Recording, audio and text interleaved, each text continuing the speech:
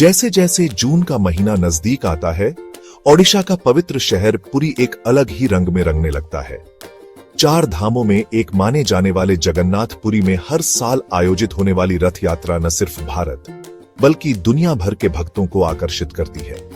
यह यात्रा चाहे जून के अंत में हो, लेकिन इसकी तैयारी कई हफ्तों पहले ही शुरू हो जाती है।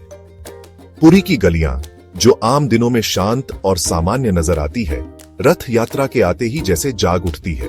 जगह जगह सफाई अभियान चलते हैं, सड़कों की मरम्मत होती है, बिजली व्यवस्था दुरुस्त की जाती है और सुरक्षा की तैयारी शुरू हो जाती है। रथ यात्रा में 3 रथ बनाए जाते हैं, भगवान जगन्नाथ, बलभद्र और सुभद्रा के लिए। ये रथ हर साल नए बनाए जाते हैं, जिसमें खास किस्म की लकड़ी का उपयोग होता है। कारीगर दिन रात लगकर इन विशाल रथों को पारंपरिक विधि से बनाते हैं।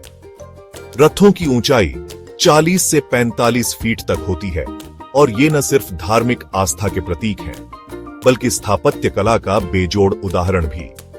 रथ निर्माण के लिए उपयोग होने वाली लकड़ी को विशेष जंगलों से लाया जाता है और इस पूरे कार्य में सदियों पुरानी परंपरा को पूरी श्रद्धा से निभाया जाता है। इस दौरान पुरी के बाजार भी पूरी तरह सज जाते हैं। होटल्स, धर्मशालाएं और गेस्ट हाउस पहले से ही बुक हो जाते हैं। पर्यटन विभाग और प्रशासन मिलकर व्यवस्थाओं को दुरुस्त करने में लग जाते हैं।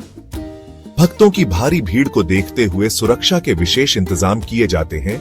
सीसीटीवी कैमरे, ड्रोन निगरानी, अस्थायी मेडिकल कैंप और ट्रैफिक कंट्रोल की व्यवस्था की जाती है।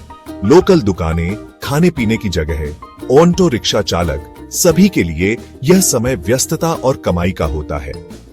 श्रद्धालुओं के लिए यह सिर्फ एक धार्मिक यात्रा नहीं, बल्कि एक भावनात्मक अनुभव होता है। वे रथ यात्रा में भाग लेने के लिए महीनों पहले से तैयारी करते हैं। टिकट बुकिंग, रहने की व्यवस्था और कुछ तो पदयात्रा करके आते हैं।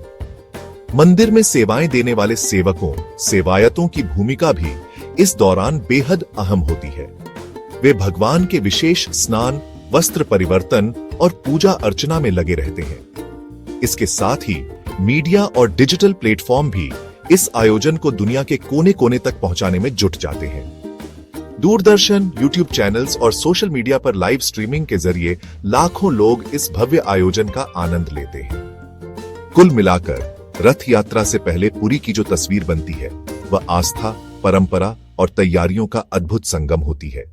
यह नजारा सिर्फ एक धार्मिक उत्सव नहीं, बल्कि एक सांस्कृतिक आंदोलन जैसा लगता है, जिसमें प्रशासन, जनता, तीर्थयात्री और कारीगर सब एक साथ जुटते हैं, एक ही उद्देश्य के लिए, भगवान जगन्नाथ के दिव्य रथ को खींचने और उनके दर्शन पाने के लिए।